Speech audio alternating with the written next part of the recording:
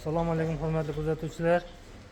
Navbatdagi 35 kilovatli kotelimizni dastavka qilmoqdamiz mana.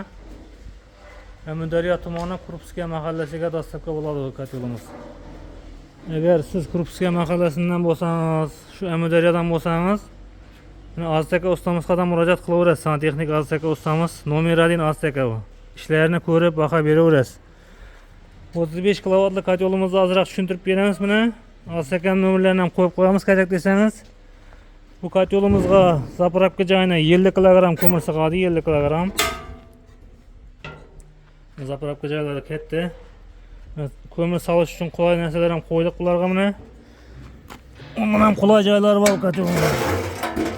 Ko'mirlarni olish chelaklar ham bor deydi.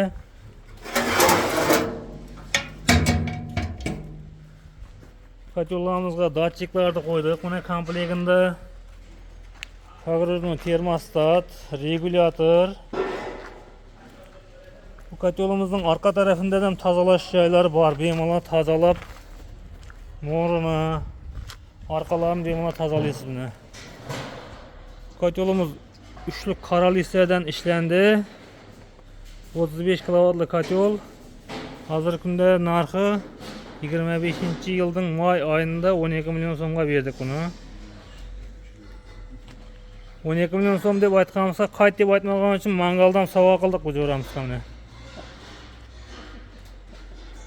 Kimga shunday kotellar qiziq bo'lsa, bizning manzil Amudaryo tumani, Mangas shahrida eski paxta zavod ichida.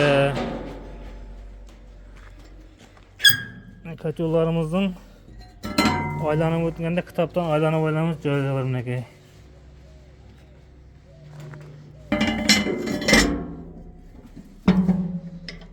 Endi mijozimizning yuzini ko'rsatmaymiz, lekin so'raymiz, davolim bo'ldimi ekan.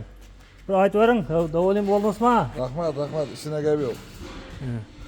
Azteka bir narsa deng siz ham qani.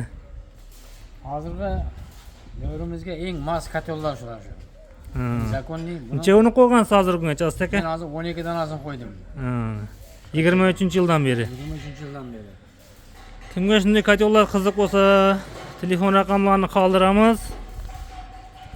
Tanish bilishlaringiz kotel kerak deb turgan bo'lsa, videolar jo'natib qo'ying. Tushunmagan savollar bo'lsa, kommentarlarda yozib qoldiring izohlarda. Xohlagan tipda bo'ladi deysiz. Xohlagan variantingizda bunkerli deysizmi, iri maydami, ochiq sistema, yopiq sistema hammasiga ishlaydi bu kotellarimiz. Shu videoni shu joygacha ko'rgan bo'lsangiz, bitta bir dona like-ni ayamay bosib qo'yasiz. E'tiborlaringiz uchun rahmat.